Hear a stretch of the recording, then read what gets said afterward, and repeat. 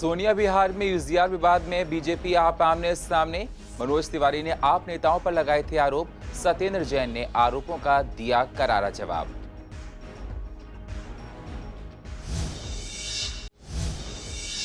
गलत दुकान सील करने वाला एलआई सस्पेंड। मेयर ने खुद जाकर खोली थी दुकान की सील।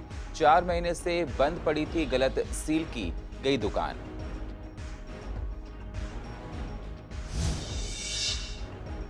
नंदनगरी इलाके में चली कई राउंड गोलियां। कई एडवोकेट पैसों को लेन देन में आपस में भिड़े। एक एडवोकेट ने की फायरिंग। पुलिस ने आईपीसी की धारा 307 लगाई।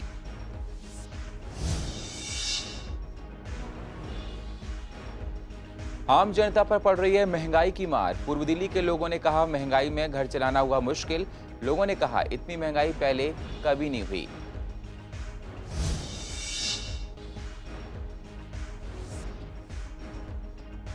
और गंदे पानी की समस्या से पूर्व दिल्ली के लोग हो रहे हैं परेशान। कई इलाकों में आ रहा है गंदा पानी। लोगों ने कहा केवल 10 मिनट ही आता है पानी। लोगों को पानी खरीद कर पीना पड़ता है। नमस्कार, स्वागत है आप सभी का सीसीएन में और आप देख रहे हैं पूर्वी दिल्ली खास। अब होते हैं रूबरू पूर्वी दिल्ली की अहम खबरों के साथ। दिल्ली में पानी की सप्लाई को लेकर बीजेपी और आम आदमी पार्टी के बीच जुबानी जंग तेज हो गई है। इस सिलसिले में अब बीजेपी सांसद मनोज तिवारी के सोनिया बिहार स्थित यूजीआर में जाने को लेकर दिल्ली जल बोर्ड के अध्यक्ष और स्वास्थ्य मंत्री सत्येंद्र जैन ने उन पर हमला बोला है। सत्येंद्र जैन का कहना है कि सोनिया बिहार का भूमिगत जलाशय यानी कि यूजीआर एक प्रोटेक्टेड एरिया है। बिना परमिशन कोई वहां नहीं जा सकता है। 200 से 250 लोगों का जबरदस्ती घुसना सही नहीं है। अगर मनोज तिवारी वहां जाना चाहते हैं तो पहले हमसे पूछते। वह सिर्फ हंगामा करना चाहते थे। सत्येंद्र जैन ने यह भी आरोप लगाया है कि बीजेपी सांसद अपने समर्थकों के साथ सिक्योरिटी वालों को धक्का देकर घुस गए। मीडिया के एक और सवाल के जवाब में उन्होंने मनोज तिवारी का मजाक उड़ाया और कहा कि मनोज तिवारी को तो बीजेपी में ही कोई गंभीरता से नहीं लेता, आप क्यों लेते हैं। दिल्ली के मंत्री सत्येंद्र जैन के आरोप पर मनोज तिवारी का कहना है कि मैं बतौर सांसद वहां निरीक्षण के लिए गए थे। केंद्र सरकार ने यूजीआर के निर्माण के लिए धन दिया था और आपके मंत्रियों ने इसका क्रेडिट ले लिया। हम इसके खिलाफ एफआईआर दर्ज करवाएंगे। आपको बता दें, मंगलवार रात को दिल्ली प्रदेश बीजेपी के अध्यक्ष आदेश गुप्ता और उत्तर पूर्व दिल्ली के सांसद मनोज तिवारी सोनिया बिहार ट्रीटमेंट प्लांट में बने यूजीआर में गए थे। वहां लगे बोर्ड पर उन्होंने ऐतराज किया क्योंकि बोर्ड ये कहीं नहीं लिखा है कि इस यूजीआर को बनाने का खर्चा दिल्ली सरकार ने दिया है। सत्येंद्र जैन ने एक ट्वीट किया है कि मनोज तिवारी और आदेश गुप्ता जबरदस्ती वहां सोनिया बिहार जलाशय में घुस गए हैं और उत्पात मचा रहे हैं। आप लोगों के सामने ही गए थे ना, आप सब वहां थे ना, हम वहां गए हैं। अब चूंकि दिखा दिया ना कि वो जो बोर्ड लगा है वो खाली दिखावा है। पैसा दिया मोदी जी ने, योजना अमृत का भारतीय जनता पार्टी के सांसद ने प्रयास किया, भारतीय जनता पार्टी ने प्रयास किया और बोर्ड किसका लगा है? अरविंद केजरीवाल का। अभी मैं ट्वीट देख रहा हूं। सत्येंद्र जैन जी, आप जहां भी हो, हम उत्पात करने वाले लोग नहीं हैं, हम आपके झूठ की पोल खोलने वाले। ये वहाँ पर जाना था तो हमें बता देते, हम लोगों की किसी ड्यूटी लगा देते, हम दिखा देते। उनको जाके हंगामा करना था, वो हंगामा किया और मैं आपका धन्यवाद देना चाहता हूँ कि जो मैंने ट्वीट किया था उसका संज्ञान आप लोगों ने लिया, तो उसकी वजह से ज़्यादा वो गड़बड़ नहीं कर पाए। ओल्ड गोविंदपुरा में घड़ी की एक दुकान को गलत तरीके से सील करने और फिर सील खोलने के आदेश पर अमल न करने के कारण से दिल्ली नगर निगम के लाइसेंसिंग इंस्पेक्टर को सस्पेंड कर दिया गया है। इस घड़ी की दुकान को सील मेयर श्याम सुंदर अग्रवाल ने अपने हाथों से खोली थी। मेयर ने कहा कि पूर्व दिल्ली नगर निगम में भ्रष्टाचार के खिलाफ जीरो टॉलरेंस पॉलिसी लगातार काम कर रही है। इसलिए जो भी व्यक्ति भ्रष्टाचार में लिप्त पाया जाएगा उसके खिलाफ फौरन कार्रवाई होगी। ये मामला गोविंदपुरा में दुकान नंबर C10 से जुड़ा हुआ है, जिसमें ग्राउंड फ्लोर पर 9 मीटर की घड़ी की दुकान थी। उसे लाइसेंसिंग इंस्पेक्टर द्वारा गलत तरीके से सील किया गया था, जबकि आदेश ये दिया गया था कि दूसरी प्रॉपर्टी में 100 मीटर की घड़ी का अवैध गोदाम सील करना है। क्षेत्रीय लाइसेंसिंग इंस्पेक्टर ने अपनी निजी लाभ के लिए किसी दूसरे व्यक्ति की 9 मीटर की घड़ी की दुकान को सील कर दिया। जिस प्रॉपर्टी के लिए नोटिस जारी किया गया था उसे सील नहीं करना और जिसे नोटिस जारी ही नहीं हुआ उसे सील करना, इसमें भ्रष्टाचार साफ नजर आता है। जब मामला मेयर को बताया गया तो उन्होंने निगम कमिश्नर को पत्र लिखकर सील खोलने और एलआई के खिलाफ कार्रवाई करने के लिए कहा। इसके बाद मेयर ने खुद सील को खोला और 4 महीने से बंद पड़ी दुकान के कारण हुए नुकसान की भरपाई भी एलआई की सैलरीज में से करने के आदेश दिए हैं। 11 अप्रैल को ही एलआई को सस्पेंड कर दिया गया। उत्तर पूर्व दिल्ली के नंदनगरी इलाके में पीसीआर को सुबह के वक्त कॉल मिली थी कि इलाके में कई राउंड गोलियां चली हैं। पुलिस मौके पर पहुंची तो पता चला है कि पैसे के लेन देन को लेकर एडवोकेट आपस में भिड़ गए थे, जिसमें से एक एडवोकेट ने पिस्टल से फायर किया और एक व्यक्ति को गोली लग गई। पुलिस ने आईपीसी की धारा 307, आर्म्स एक्ट और अलग अलग धारा में केस दर्ज किया है। जिस व्यक्ति को गोली लगी थी उसका इलाज करके डॉक्टर ने उसे घर भेज दिया है। नंदनगरी में अराउंड 5 o'clock हमें पीसीआर कॉल मिली कि फायरिंग हुई है 5-6 राउंड और किसी को गोली लगी है। तुरंत पुलिस स्टेशन की टीम, मैं और हमारी ऑपरेशन स्टाफ तुरंत मौके पर पहुंचे। हमने देखा तो एक लड़का है 22 साल का करण शर्मा, उसके दाहिने हाथ में गोली लगी थी जो जीटीबी हॉस्पिटल जा चुका था।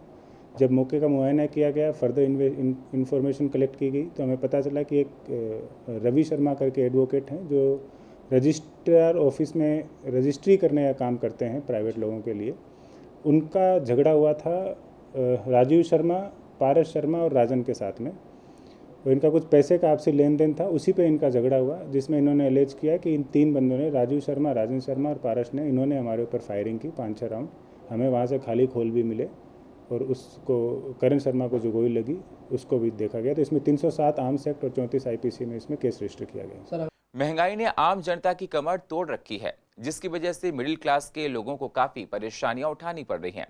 पेट्रोल हो, डीजल हो, घरेलू गैस हो, सीएनजी हो या फिर सब्जियों के दाम, हर चीज पर महंगाई ने जनता की हालत पस्त कर दी है। ऐसे में पूर्व दिल्ली के लोगों का कहना है कि इतनी महंगाई में घर चलाना मुश्किल हो गया है। सैलरी बढ़ती नहीं है लेकिन हर चीज के दाम बढ़ रहे हैं। इतनी महंगाई पहले कभी नहीं हुई जितनी इस समय हो रही है। बहुत ज़्यादा परेशानी हो रही है हम घरेलू महिलाओं को। बहुत ज़्यादा सिलेंडर गैस महंगा हो गया है, सब्जियां सब चीज़ें महंगी हो रही हैं, इसलिए बहुत ज़्यादा परेशानी हो रही है, दिक्कतों का सामना करना पड़ रहा है। 500 कुछ का आता था, अब तो 900 से भी ऊपर आ रहा है। हाँ जी, बहुत परेशानी हो रही है।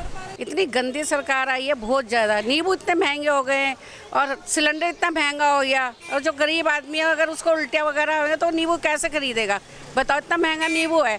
पहले 5 रुपये का एक आता था, 5 रुपये के 10 रुपये का एक आ रहा है। तो गरीब बंदा जो सड़कों पे रह रहा है, नींबू की उसको ज़रूरत पड़ जाएगी तो वो कैसे खाएगा, कैसे पिएगा? कोई पानी वानी उसको पीना पड़े तो नींबू के लिए भी पैसे नहीं होंगे उसके पास। तो ये सरकार को तो घर में जो सरसों का तेल है वो इतना महंगा हो गया, कुछ कहने की हद नहीं। देखो, महंगाई तो बढ़ेगी जब पेट्रोल डीजल ही सबसे, पेट्रोल डीजल के ऊपर ही सारी बात होती है। अगर पेट्रोल डीजल सस्ता है तो सारी चीज़ सस्ती हो जाती है। सरकार इसके बारे में सोचती नहीं है। पेट्रोल और डीजल कहाँ 50 रुपये लीटर पेट्रोल होता था और पेट्रोल आज 105-6 रुपये लीटर है। डीजल होता था 40 रुपये लीटर, आज डीजल है 96 रुपये लीटर, 97 रुपये लीटर। जब डीजल ही महंगा हो गया, पेट्रोल ही महंगा हो गया तो कहाँ पे चीज़ें सस्ती होंगी? सारी चीज़ें महंगी होंगी। देखो, मेन तो सारा पेट्रोल डीजल के ऊपर ही बहुत सारी चीज़ होती है। पेट्रोल अगर सही रेट पे होगा, डीजल सही रेट पे होगा तो बाहर से चीज़ें आती हैं जैसे, तो चीज़ें सस्ती होंगी अपने आप ही। जब बाहर से चीज़ें आती हैं तो डीजल पेट्रोल महंगा है तो हर चीज़ महंगी हो जाती है। सारी चीज़ ही पेट्रोल डीजल के ऊपर निर्भर करती है। सरकार इसके बारे में कुछ सोचती नहीं है। सरकार इतने ऊंचे रेट कर दिए हैं, आज गरीब आदमी कोई स्कूटर नहीं चला सकता, कोई सामान नहीं खरीद सकता, इतनी महंगाई हो रही है ज़्यादा। पूर्व दिल्ली में गंदे पानी की समस्या से लोग काफी परेशान रहते हैं। पानी गंदा आता है या फिर आता ही नहीं। लोग जैसे जैसे अपना गुजारा करते हैं। आनंद विहार में लोगों का कहना है कि कई सालों से यहाँ के कई इलाकों में पानी नहीं आता है और जो पानी आता है वो दिल्ली जल बोर्ड का आता है और केवल 10 मिनट के लिए आता है, जिससे पहले 5 मिनट गंदा पानी आता है। पानी गंदा आने की वजह से लोगों को पानी खरीद कर पीना पड़ता है, जिससे घर का बजट तो बिगड़ता है, साथ ही पानी की समस्या भी लोगों को परेशान करती है। पानी की बहुत ज़्यादा दिक्कत हो रही है। पहले तो आती थी 3-3 टाइम, अब जो है सिर्फ एक टाइम आती है, उसमें भी जो है सिर्फ 10 मिनट आती है, उसमें भी गंदा पानी आता है। कभी खरीद के ले आते हैं, नहीं तो समरसीबल है वहाँ से उठा के लेके आते हैं। अब क्या करेंगे? पानी की दिक्कत ये है, एक तो पहली कि पानी आता है सिर्फ 10 मिनट और 10 मिनट से 5 मिनट गंदा आता है, 5 मिनट साफ़ आता है। उस 5 मिनट में क्या क्या इंसान भरेगा? पेड़ों को पानी देना है, फिर ड्रम भरना है, 3-4 ड्रम रखने पड़ते हैं ताकि पानी बाद में दिक्कत ना हो जाए। फिर जैसे पानी ख़त्म हो गया, समरसीबल लगा हुआ है यहाँ पे, फिर समरसीबल से भर के लाना है। कभी कभार पीने का पानी समरसीबल वाला तो पी नहीं सकते, तो पानी खरीद के लाना है। हम तो बहुत साल से रह रहे हैं, 10-12 साल हो गई। 12-13 कब से हो रही है और क्या दिक्कत? 2-3 साल से तो पानी की दिक्कत का भैया हो ही रही, आता नहीं है। पानी की परेशानी जैसे हो रही, वो तैसे भर भर के ले आ रहा है दूसरे के, तैसे जिताए तहाँ से आउ के। समस्या ये है, पानी नहीं आता और गंदा भी आता, और जब आता तो बदबू एकदम गंदा, इसी नली का पानी आ रहा है, ऐसा आ रहा है। पानी को इस्तेमाल कर पाते हैं घर के कामों में, नहाने? नहीं कर पाते। जब वो गंदा है तो कैसे करेंगे? बाहर से मंगवाते हम लोग, वो वाला पानी की बोतल आती है ना फिल्टर को, वो मंगवाते हैं। दिल्ली में आम आदमी पार्टी की सरकार बिजली 200 यूनिट फ्री की योजना लेकर सत्ता में आई थी। वहीं अब पंजाब सरकार बनने के बाद आप सरकार ने बिजली पर 300 यूनिट फ्री देने का प्रस्ताव रखा है। इस पर पूर्वी दिल्ली के लोगों का कहना है कि 200 यूनिट फ्री है, लेकिन हर घर में जो उपकरण चलते हैं उनसे बिजली 200 के पार ही पहुंच जाती है, जिससे लोगों को फ्री बिजली नहीं मिल पाती है और उनका बिल भी काफ़ी ज़्यादा आता है। जब 200 यूनिट फ्री नहीं मिल पाती है तो 300 यूनिट फ्री देने का प्रस्ताव खोखली बातें हैं। आप सरकार केवल लुभावनी वादे करती है, लेकिन काम कुछ नहीं करती है। दिल्ली में हालात तो सबको पता ही है, सब देख ही रहे हैं। 300 यूनिट वहाँ क्या देंगे, यहाँ कौन से फ्री है 300 यूनिट? 200 यूनिट भी दे रहे हैं तो बिल्कुल ही, वो तो उनके लिए जो लाइट यूज़ ही नहीं करते, जो थोड़ी बहुत भी इस्तेमाल करते हैं, उनके तो बिल है ही है। कमर्शियल उन्होंने महंगा कर रखा है, दुकानों के रेट जो है 12 रुपये से कम है नहीं है, और मिस यूज़ लगा करके भेजते हैं। और जरा सा एक अपना वाट भी तेज़ हो जाता है तो उसका भी लग जाता है, 3 से 4 हो जाता है तो उसका भी अलग से रेट लग करके आता है। तो ये तो खामाखाई की बातें हैं कि फ्री और फ्री। दिल्ली में कामयाब नहीं हो पा रही। बिल्कुल कामयाब नहीं है जी। जो बेचारे जलाते रही है लाइट, उनके लिए कामयाब है। मिडिल क्लास के लिए या थोड़े से के लिए एक एसी चलाओ, चलो एसी ना चलाओ, कूलर भी चलाते हैं, अगर हम गरीब आदमी कूलर भी चलाते हैं तो उसका भी 200 यूनिट क्या है। देखो 300 यूनिट बिजली फ्री देने का जो वादा उन्होंने किया है वो एक तो सरासर गलत है, क्योंकि 300 यूनिट तो हो ही नहीं पाएंगे। जब दिल्ली में 200 यूनिट फ्री नहीं हो पा रहे प्रॉपर तरीके से, तो पंजाब में कैसे हो पाएंगे? क्योंकि 200 यूनिट अगर हम लोग कंज्यूम करते हैं, जैसे 201 पहुंचते ही हमें पूरा बिजली का बिल देना पड़ता है, और 200 यूनिट बहुत कम है हमारे लिए भी, क्योंकि वो जो है जिनके यहाँ बिजली नहीं चलाई जाती है, जो लोअर क्लास के लोग रहते हैं, मिडिल क्लास से नीचे वाले, उनके लिए तो 200 यूनिट का फ़ायदा पहुँच सकता है। लेकिन जो मिडिल क्लास की जो संख्या है आज की तारीख में 70% है दिल्ली के अंदर, जिनको कम से कम उनका फ़ायदा तो मिल नहीं पाता, क्योंकि 200 यूनिट सिर्फ नाम मात्र के लिए होते हैं हमारे लिए। जैसे ही, क्योंकि अगर कूलर भी चलाते हैं, फ्रिज चलाते हैं, पंखा चलाते हैं, तो 200 यूनिट हमारे कंप्लीट हो जाते हैं। वो 200 यूनिट एक जैसे ना ऊँट के मुंह में जीरे के जैसा है। मेरे को तो अभी तक ये समझ नहीं आता, केजरीवाल सरकार को दिल्ली में 7 साल हो चुके हैं, मगर मुझे तो अभी तक, शायद मैं भी एक मिडिल क्लास फैमिली से बिलोंग करती हूँ, कि 200 यूनिट का फ़ायदा आज तक मुझे तो मिला नहीं। क्योंकि आजकल ऐसा भी कोई परिवार नहीं है मध्यम वर्ग के जिसके अंदर घर में एसी, कूलर या टीवी, फ्रिज ना हो, क्योंकि वही हमारे जैसे ही हमारा चालू होता है, क्योंकि एक मीडियम परिवार की खपत शायद 200 यूनिट नहीं है, उससे ज़्यादा ही है। तो ये तो गवर्नमेंट की सोच समझ प्लानिंग है कि 200 यूनिट कोई यूज़ कर ही नहीं सकता, उसके ऊपर करेगा तो बिल उतना ही आना है। गर्मी का मौसम आते ही डेंगू, मलेरिया के मच्छरों की तादाद लगातार बढ़ने लगी है। मच्छरों की रोकथाम के लिए एडीएमसी घर घर जाकर चेकिंग कर रही है। डीबीसी वर्कर पूर्व दिल्ली के हर एक घर में जाकर लोगों को जागरूक करने के लिए हैंडबिल भी बांट रहे हैं। दवाइयों का छिड़काव भी किया जा रहा है। जरूरत पड़ी तो स्वामी दयानंद अस्पताल में डेंगू वार्ड की बेड्स की संख्या भी बढ़ाई जाएगी। पूर्वी दिल्ली नगर निगम डेंगू, मलेरिया, चिकनगुनिया ना फैले इसके लिए हमेशा सतर्क थी और सतर्क है। हमारी 700 लोगों की टीम, जिसमें डीबीसी कर्मचारी भी हैं, फील्ड वर्कर्स भी हैं, घर घर जाकर बेडिंग की चेकिंग कर रहे हैं, कूलरों की चेकिंग चल रही है, पानी की टंकी की चेकिंग चल रही है। जहाँ बेडिंग पाई जाती है, जहाँ लावा पाया जाता है, वहाँ हम लोग छिड़काव भी लगातार कर रहे हैं। नालियों में छिड़काव चल रहा है, कूलरों की चेकिंग चल रही है, दवाइयाँ घर घर डाली जा रही हैं, और लोगों को जागरूक करने के लिए हैंडबिल का वितरण चल रहा है। हम लोग हमेशा सतर्क थे, सतर्क हैं और सतर्क रहेंगे कि डेंगू, मलेरिया, चिकनगुनिया ना फैलने पाए। और इसी का परिणाम है कि अभी डेंगू के केवल 5 केस आए हैं, मलेरिया का 1 ही केस है और चिकनगुनिया का 1 ही केस है। हम इसके लिए सतर्क रहते हुए स्वामी दयानंद हॉस्पिटल में भी अगर आवश्यकता पड़ी तो वहाँ बेड भी लगाएंगे, ताकि किसी को इलाज में परेशानी ना हो, डेंगू का इलाज सभी का समय से उपलब्ध हो सके। उत्तर पूर्व दिल्ली की उस्मानपुर पुलिस ने गैम्बलिंग के मामले में 7 आरोपियों को गिरफ्तार किया है। आरोपियों के पास से ताश की गड्डी और कुछ रुपए बरामद किए गए हैं। एडिशनल डीसीपी विवेक कुमार ने बताया कि नौशाद जो गैम्बलिंग खेलता था, पुलिस ने उनको भी गिरफ्तार किया है। पुलिस ने ये खुलासा किया है कि नौशाद के ऊपर बाइक चोरी और आर्म्स एक्ट के तहत कई मामले दर्ज किए गए हैं और पुलिस आगे की तफ्तीश में जुटी हुई है। उत्तर पूर्वी दिल्ली पुलिस ने 7 लोगों को गिरफ्तार किया है गैम्बलिंग मामले में। ज़्यादा जानकारी के लिए मेरे साथ एडिशनल डीसीपी दिवेश कुमार जुड़ चुके हैं। चलिए बात करते हैं क्या पूरा मामला है। ये इन्फॉर्मेशन स्पेशल इन्फॉर्मेशन थी और दूसरा जिन लोगों को गिरफ्तार किया उनके ऊपर पहले से केसेस भी हैं, तो उसके लिए जब इन्फॉर्मेशन मिली तो हमने पुलिस स्टेशन और ऑपरेशन स्टाफ की टीम को गठित किया। सक्सेसफुल रेड रही, 7 लोगों को हमने अरेस्ट किया और अराउंड 93,000 रुपीज़ उसमें मिले। हाँ, इनमें 7 लोगों में से 3 लोगों पे पहले से मुकदमे हैं। इन 3 लोगों पे कुल 9 मुकदमे हैं पहले से। गैम्बलिंग के भी हैं, रॉबरी स्नैचिंग के भी हैं और एक NDPS की भी FIR है। और जो एक बंदा अभी नौशाद है जिसका हमें सस्पेक्ट था कि वो ऑर्गेनाइज़र भी है, उसके पास से हमें कट्टा और कार्टेज भी मिला है जिसमें आर्म्स एक्ट की फर्दर FIR रजिस्टर हुई है। नहीं, ये इलीगल कट्टा था तो डॉक्यूमेंट तो इसका नहीं है, बट फर्दर इन्वेस्टिगेशन अभी जारी है ये आइडेंटिफाई करने के लिए कि ये कहाँ से कट्टा लेके आया। अभी ऑफिशियली इनको BC नहीं बनाया गया है, लेकिन प्रोसेस ऑन द वे है क्योंकि इनके ऊपर 5 केसेज, जैसे नौशाद के ऊपर 5 केसेज हो चुके हैं और बाकी भी 4 केसेज एक पर्टिकुलर बंदे पे, तो इनमें प्रोसेस ऑन द वे है, अभी ऑफिशियली नहीं है। जैसा कि आपने देखा कि जिस तरीके से पूरी डिटेल जो है एडिशनल डीसीपी ने हमें बताया है। कैमरा पर्सन नवीन के साथ मोहित शर्मा, CCN लाइव दिल्ली। राजधानी दिल्ली में जुलाई में मानसून सबसे अच्छा रहेगा। इस दौरान जोरदार बारिश भी हो सकती है। जोरदार बारिश से सड़कों पर पानी भरता है, नालों का पानी सड़कों पर आ जाता है। ऐसे में स्थायी समिति के अध्यक्ष VS पवार का कहना है कि ADMC मानसून आने से पहले ही नालों की सफाई का काम पूरा कर लेगी। सफाई का काम शुरू भी हो गया है। पिछले साल लोगों को बारिश के समय में जलभराव की दिक्कतें झेलनी पड़ी थी। इस बार ऐसा ना हो, इस पर जोर दिया जाएगा। यही कारण है कि हम अपने नालों की सफाई कर रहे हैं, लेकिन फ्लड के नाले और PWD के नाले गंदे पड़े हैं। ADMC को अंदर आने वाले नालों में वो मिक्स होते हैं और ऐसे में इन डिपार्टमेंट को भी अपनी कमियों को देखना चाहिए। आपको बता दें, नालों की सफाई करनी चाहिए।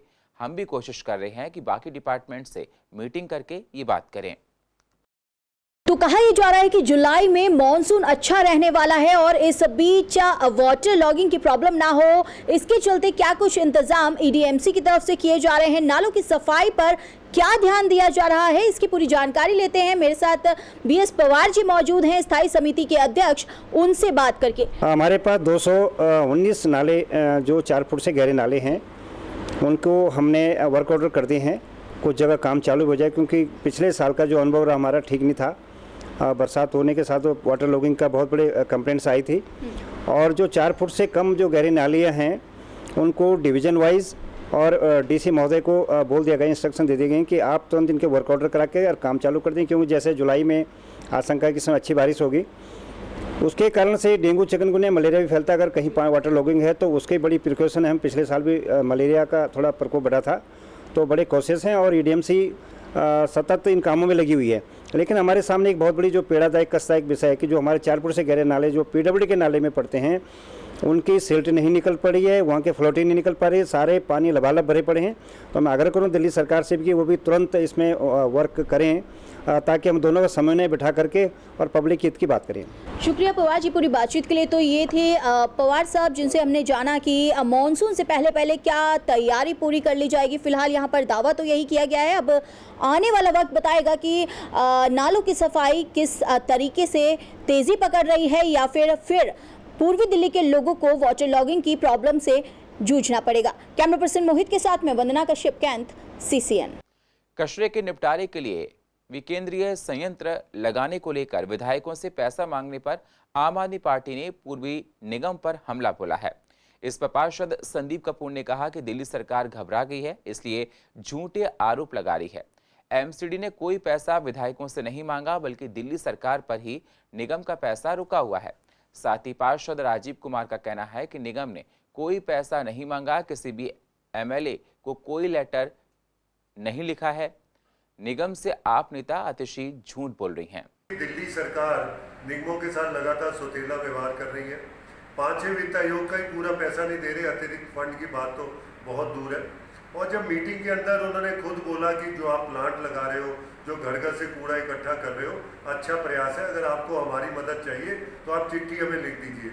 और ऐसे ही अधिकारियों ने एक चिट्ठी दी कि अगर विधायक भी इस फंड में पैसा देना चाहे तो वो फंड देकर और कूड़े से खाद बनाने के प्लांट विधायकों के क्षेत्र में लगाए जा सकते हैं, लेकिन झूठा प्रचार, निगमों को बदनाम करना, यही दिल्ली सरकार का काम रह गया। आज पूर्वी दिल्ली नगर निगम के कर्मचारी घर घर से कूड़ा उठा रहे हैं। 140 जलावघर बंद हो गए हैं। 37 कॉम्पैक्टर प्लांट लग के जहाँ कूड़े को दबाव से कम करके और सीधा कूड़ेदानों से सीधा दोपहर तक उठाया जाता है। 70 नए ट्रक लगा दिए जो कॉम्पैक्टर ट्रक हैं, जो कूड़े को दिन में ही इलाके से साफ कर देते हैं। आतिशी जी को क्या हो गया है और आतिशी जी इस तरह की बातें क्यों कर रही हैं? मुझे लगता है कि जो हमारे पार्लियामेंट में केंद्र ने जो निर्णय लिया है, ये सारी लोग उससे बौखला गए हैं। आज तक हमारे पैसा फंड्स जो कोर्ट भी लगातार फटकार मारता रहा है हाई कोर्ट में, वो इन्होंने हमें नहीं दिया है। कोई भी एमएलए से हमने कोई भी फंड नहीं लिया है। किसी एमएलए के द्वारा एमसीडी से जो काम कराए जा रहे हैं, अगर उसके नियमित कोई काम रुका होगा, पेंडिंग होगी, कोई लेटर गया होगा, अदरवाइज किसी भी विधायक से किसी भी तरह के कोई फंड की डिमांड नहीं की गई। पूर्व दिल्ली के दशमेश स्कूल में बैसाखी का त्योहार बड़े ही हर्षोल्लास और धूमधाम के साथ मनाया गया, जहां बच्चों ने टर्बन कंपटीशन में हिस्सा लिया। बच्चों ने पंजाबी गानों पर अपनी परफॉर्मेंस दी। तो वहीं इस मौके पर स्कूल प्रशासन का कहना है कि बच्चों में उत्साह ज्यादा देखने को मिला है। 2 साल से कोरोना के कारण से बच्चे स्कूल नहीं आ पा रहे थे, न ही ऐसे किसी फंक्शन में हिस्सा ले पा रहे थे। आज ही मौका है तो बच्चे और टीचर्स में उत्साह है। साथ ही पार्टिसिपेंट करने वाले बच्चों को फर्स्ट, सेकंड और थर्ड आने वाले बच्चों को प्राइज भी दिए गए हैं। बैसाखी का एक हर्षोल्लास से हमेशा मनाई जाती है और वैसाख का एक महीना है जो हर साल आता है। लेकिन 1699 में जो गुरु साहब ने खालसा सजना दिवस मनाया, तो वहाँ पर जो टर्बन, उस समय उन्होंने कहा कि आपके लिए केस, कंघा, कृपान और ये जो चीज़ें हैं, उन केसों को संभालने के लिए टर्बन बहुत ज़रूरी है। तो उस टर्बन के ऊपर जो है आज कंपटीशन यहाँ कराया जा रहा है। गुरु साहब खुद पोंटा साहब में जो है टर्बन का कंपटीशन कराते थे। जो बच्चे आज कर रहे हैं काम, वाकई में आज उनका जो उत्साह है, आप देखिए कि बच्चे मतलब अपने कंट्रोल में नहीं है। वो हमारी वजह से थोड़ा कंट्रोल में आने की कोशिश कर रहे हैं, लेकिन वैसे बहुत ही जोश में हैं इस वक्त, क्योंकि 2 साल की पैंडेमिक के बाद जो उन्होंने आज प्रोग्राम देखा या किया, तो सारे बच्चे बहुत जोश में हैं। और पूर्व दिल्ली की अधिक जानकारी के लिए आप YouTube पर जाकर CCN लाइव को सब्सक्राइब करें और फ्रेश अपडेट लेते रहें। और फिलहाल पूर्व दिल्ली खास में इतना ही। बाकी खबरों के लिए आप बने रहिए CCN के साथ। तब तक के लिए नमस्कार।